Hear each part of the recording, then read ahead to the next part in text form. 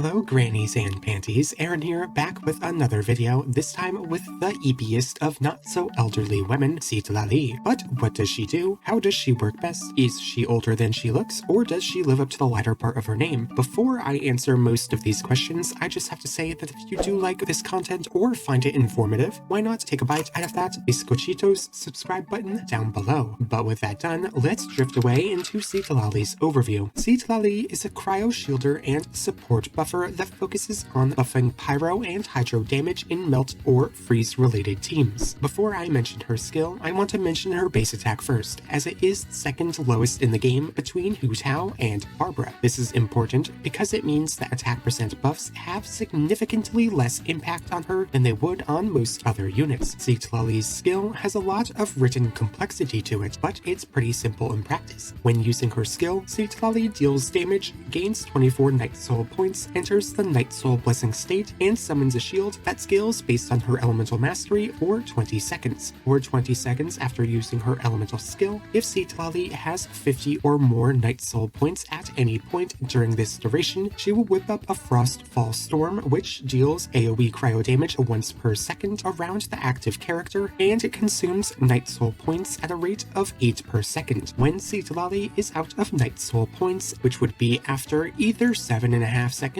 or 11.5 seconds, this Frostfall Storm effect ends. But if her skill only generates 24 Night Soul points, how are we supposed to get to 50? This comes in with her Elemental Burst, which has her deal an instance of AoE cryo damage that also applies 2 units of cryo, unlike all other sources of cryo, which apply only 1. After that burst of damage, Citlali will deal an additional instance of AoE cryo damage to those that she hit with the initial burst hit, but only up to a max of 3 extra instances. The first damage instance grants her 24 extra Night Soul points, while each instance afterward grants her 3 extra Night Soul points. Citlali gains more Night Soul points in her passives, so the ones granted by her Elemental Burst are the determining factor between that 7.5 seconds and 11.5 seconds of Frostfall Storm uptime. For 20 seconds after using her skill, Citlali's Ascension 1 passive will decrease nearby enemies' pyro and hydro resistances by 20% for 12 seconds after the melt or freeze reactions are triggered. Once per 8 seconds when this effect is triggered, Citlali gains 16 Night Soul points, which means she can gain up to 32 Night Soul points per rotation. Her Ascension 4 passive increases the damage dealt by her Frostfall Storm and the initial damage dealt by her Elemental Burst based on her Elemental Mastery. Additionally, Citlali will receive 4 Night Soul points when Night Soul Burst is triggered. Citlali's talent priority is very simple since she has low attack scalings, and since most of her actual scaling comes from her 4th Ascension passive. Because of this, you don't need to worry about leveling up any talent specifically for her personal damage output. This means that leveling her talents has the most impact on her personal shield's strength and nothing else. So, level her skill up first and foremost, especially since it really needs those levels to be strong. Otherwise, you don't need to level anything else, as it would essentially be a waste of resources. But if you would like to, level her Elemental Burst for a bit of extra damage, but seriously ignore her normal attacks. They do next to nothing. As a support, Citlali's combos are incredibly simple. Because her Frostfall Storm's duration is pretty short though, you'd want to use Citlali as the second or third party member in the rotation, depending on the unit. When to do this per team depends, but it's usually when you want to use Citlali's Elemental Burst to reset the aura of the enemy to cryo. When she is on field, simply use her skill and burst, then swap off and through the rest of the team. Easy peasy. Citlali's Constellations are also very simple, as they don't change major parts about her, but they still are incredibly powerful. Citlali's first constellation basically turns her into Shenhe. After she uses her skill, Citlali will gain 10 Stellar Blades for 10 seconds. When the on-field party member deals normal attack, charge attack, plunging attack, elemental skill, or elemental burst damage, their damage is increased by 200% of Citlali's elemental mastery. Once per 8 seconds, Citlali can obtain 3 more Stellar Blades when the freeze or melt reaction is triggered. This buff is incredibly powerful for many characters that can use it, but like for Shenhe, it is the most beneficial to those that use up the buff quickly and those that don't have large scalings. This makes it insanely powerful on fast-hitting units like Tartaglia, but significantly worse on units like Mualani, whose scalings are huge and who hits slowly. Despite that, this constellation will usually be so good for the main DPS that it'll increase their damage by about 17-ish%. Citlali's C2 is her second best constellation as it increases her own elemental mastery at base by 125, and the ally who has her shield has their elemental mastery increased by 250. On top of that, she can now grant her shield to all current active party members, making her a good shielder in co-op, and her resistance reduction is increased to 40%, putting her on par with Viridescent Fenrir. These buffs are insane for both Citlali and her team, as this will increase Citlali's damage, C1 buff, and her shield by a decent amount, but more importantly, it'll drastically increase the damage of the main DPS. The huge elemental mastery buff and the extra resistance shred go so insanely hard to massively boost the damage of the on-fielder to the point that this will be one of the best damage increases they could hope to receive, making this one of her best constellations available. Citlali's third constellation is simple level increase, but almost all of her potential is behind her passives, not talent levels, making this constellation pretty terrible. Citlali's fourth constellation has her deal an extra instance of damage once per 8 seconds, while her skill's Frostfall Storm is active based on 1800% of her elemental mastery. This effect also grants Citlali 8 energy and 16 Night Soul points. This is such a dramatic energy reduction that would essentially reduce her energy requirement to 0, while also increasing the duration of her Frostfall Storm by 4 seconds. On top of that, the additional damage instances can massively boost her damage output to decent sub-DPS territory. This constellation is pretty valuable for Citlali's personal impact, but her impact wasn't too great before, and it does not become much better. Citlali's C5 levels up her burst scaling, but again, levels for Citlali matter little, making this constellation pretty terrible. Citlali's final constellation is her best, as it has her elemental skill always immediately cast her Frostfall Storm, and this storm will persist for the full 20 seconds when cast. On top of that, it will now consume all Night Soul points on cast, and for each Night Soul point consumed in this way or over time, her team will gain a 1.5% Hydro and Pyro damage bonus up to 60%, and Citlali will gain a 2.5% damage bonus up to 100%. This is a ridiculous damage increase for Citlali herself and every single main DPS she would want to be paired with. This constellation basically turns her into a defensive Furina, and it will prove to be one of the best damage boosting constellations for Pyro and Hydro units in the game. All around, Citlali's constellations are pretty good. Her level increases are very terrible, but everything else that she has offers her a decent bonus to make her even more consistent and or a significantly better upping support. So when mentioning her vertical investment path, I would suggest going for her first two constellations first, even before that of a main DPS, as these constellations can be used by multiple other main DPS units. After her second constellation, the recommended path depends on what weapon you're using with her. If you do not have a Refinement 5 Wandering Evenstar or a Refinement 1 or higher 1000 Floating Dreams, then look to get her signature Catalyst after her second constellation. Then this is the threshold where you would want to go for your main DPS's vertical investment options. If you want to invest more into Citlali, then stick specifically to constellations. Once she is at C6, then if you did have a Wandering Evenstar or a 1000 Floating Dreams, get her signature weapon. With her vertical investment over and done with, let's get into building Citlali, starting with artifact options. Citlali is a Natlan support unit, which means she is a prime candidate to use the scroll artifact set. This set is so powerful for her because it allows her to buff her team with a 40% damage bonus buff, while it grants her more energy to burst more often for consistent cryo aura uptime. This set is so valuable for her that there is basically no other option unless you plan to use her as a main DPS, though that's not recommended. However, there is one more option that works well with her, and that one is the Instructor set, which offers her 200 elemental mastery and her team 120 elemental mastery for 8 seconds after she triggers a reaction. This is phenomenal when someone else is wearing the scroll set, or if you do not care about Citlali's personal damage and the team you're using her in wants a large amount of elemental mastery. One example of this would be using Tartaglia, Mawika, and Nahida in a Virgin-related team, since everyone benefits more from the elemental mastery, but also because Mawika can use the scroll set. But keep in mind, the scroll set will be her best in slot in most situations. For Citlali's main stats, you'll want to prioritize mostly elemental mastery, since building her full elemental mastery only decreases her damage slightly than that of a full DPS build, while also providing a significantly larger shield. However, you could swap out the goblet for a cryo damage one, or the circlet for a crit rate one if you already have a lot of elemental mastery and substats, and on her catalyst. Though this this would be rare. You can also swap out the sands for an energy recharge one if you feel like you can't get enough energy recharge in her substats for her energy requirement. For substats, you should focus on getting to this energy requirement first, which would be around 165%. After that, aim for 800 elemental mastery at the minimum for that huge shield, while also increasing her own damage. Then and only then is getting a 1-to-2 crit ratio on her a good option. But again, elemental mastery is incredibly important for Citlali. It's so important that the better weapons that Citlali has at her disposal all focus on elemental mastery. Citlali's best in slot catalyst overall is her signature Starcaller's Watch. This weapon offers her a low base attack but a huge elemental mastery substat. The passive increases the user's elemental mastery stat by an additional 100 and also increases the on-field party member's damage percent by 28% for 15 seconds once per 14 seconds after the user creates a shield. This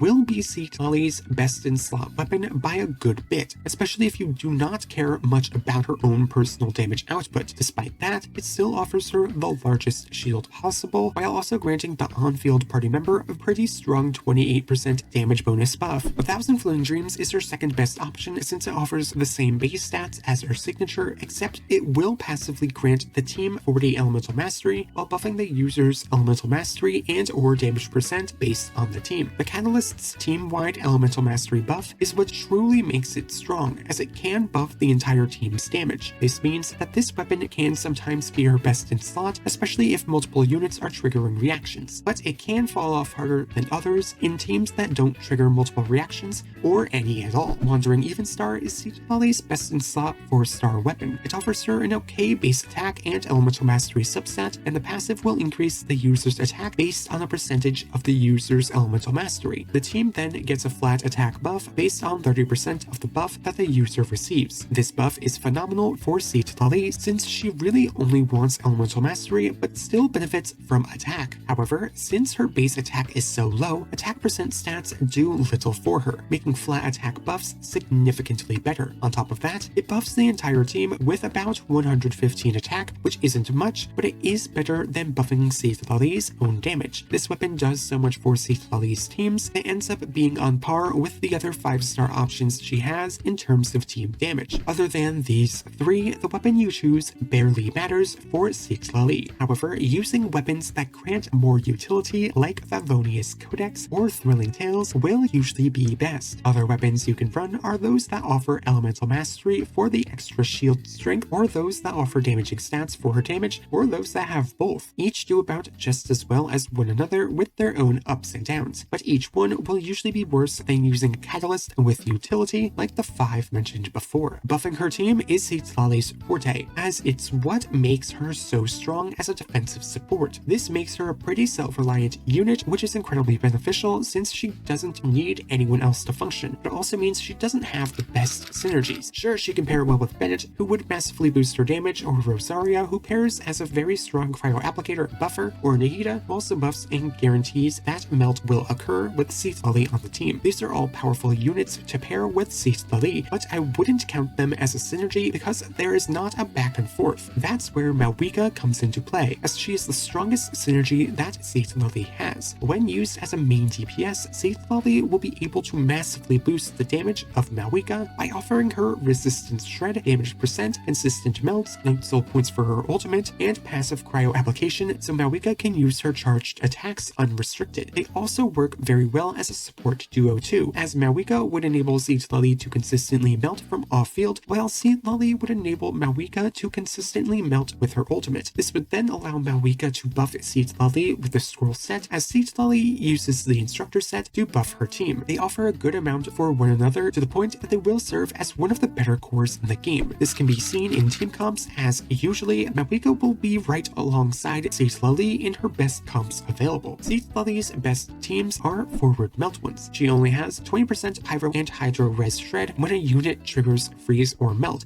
and a 40% team damage bonus from the scroll set for buffing. These buffs are not strong enough to contend with the likes of Xiaolonen and is instead a niche side grade to Zhongli. But Citlali's extra off-field cryo application ends up being enough for some Pyro characters to forward melt their damage, which massively boosts these units' damage potential past that of Kazuha's or Xiaolonen's buffs in on vape-related teams. This application is the main reason as to why she is so powerful right now as a support, as the additional utility grants her enough to massively boost the damage of certain teams. Teams that don't gain damage increasing benefits from the elemental application Citlali offers benefit less from her overall. Freeze teams are one of these, despite the fact that they do benefit heavily from her cryo application. This is because they will not gain the huge extra damage multiplier on their attacks, unlike melt teams, though they will still gain the damage percent from the scroll set and the resistance shred from Citlali's passive. Forward vape teams are her last to mention because they benefit heavily from her res shred passive, which can trigger melts to massively boost the damage of the Hydro main DPS. While Citlali may be able to melt every so often, her Hydro DPS will not gain any benefit from the scroll artifact set except in specific teams. Despite that, the passive resistance shred she provides is usually enough to completely make up for any loss in damage buffs, and she could even run the instructor set here for more team damage. On top of that, she would help guarantee a huge initial melt from the Pyro unit, since her burst guarantees the cryo aura. Citlali offers such huge damage in these teams for so many reasons that she will stay the best offensive and defensive support for forward vape teams. Now, with team comps over and done with, let's end off the video with Citlali's overall rating. Citlali's damage as a sub DPS is just okay. Most of the time, she will just have only her raw scalings to fall back on, which are not huge. Other times, she can melt and steal some decent damage, earning her a 2.5 out of 5 for a sub DPS. Her elemental application is also pretty decent. It automatically follows the on-field party member around and hits once per 2 seconds. This is pretty strong, but cryo application is not super useful in many situations, though it is better at enabling reactions unlike Pyro, so I will grant a 2 out of 5 for application. For offensive utility, Citlali has a strong amount of amplification. She has resistance shredding in her kit, and she will also usually buff the team's damage percent or elemental mastery, depending on the artifact set she has. On top of that, her best catalysts are those that buff units, as she can grant more damage percent or elemental mastery, or even buff the team with a flat attack bonus or the on-field party member with an attack percent increase. There are a lot of strong and diverse buffs which can enable Citlali to offer the on-field party member buffs up to 45% stronger than what other supports can offer. This is ridiculous, but it can vary heavily depending on team and character, which I think earns her a very strong 4 out of 5. In terms of battery potential, Citlali offers a good 5 particles, but usually she will not want to be paired with other cryo units, which means this battery potential is pretty useless for units other than herself, earning her a simple 1.5 out of 5. In terms of defensive utility, Citlali has a good bit. She has a decently sized shield which offers knockback immunity, and she's a catalyst character so she can heal a little bit too. However, this shield and healing are both lackluster or just okay in comparison to most other forms of defensive utility, which is why I think she earns a solid 2.5 out of 5. In terms of flexibility and versatility, Citlali does a lot. She buffs the team, she shields the team, and she deals damage from off-field. Despite her being pretty niche, Citlali can technically be used in more comps than you might think at first. She's great with burning, except with Kinich, Melt, and Freeze, and she's good in Hyperbloom, Vape, and physical teams as a support. She works in multiple spots despite not being specifically made for them because of her passives that can drastically increase the team's damage and her cryo application. This, in my opinion, earns her a good 3.5 out of 5 for flexibility and versatility. Overall, Citlali is a very powerful defensive-offensive support hybrid. She ranks at about a 3.5 rating overall. Citlali's ability to buff her allies and debuff her enemies very easily while also acting as a defensive support is her largest draw, and it's what makes her such an incredibly powerful supportive unit. She also doesn't lack in versatility nor personal damage output. She can be used in many situations, and she can output some incredible offensive nukes. She can do so much when enabled, but she will not be enabled in a bunch of teams. Despite that, Citlali is an incredible unit, and if you do decide to, you will not regret going for her. But that's all I have to say about Citlali. Now tell me your thoughts. What do you think of Citlali? How do you intend to play her? How far do you plan to vertically invest? Do you think using her as a main DPS in melt teams is a viable strategy? Tell me what you think about Citlali in the comments below. But with that, I will get out of your hair. Thank you all so much for watching, and I hope to see you all next time. Bye bye!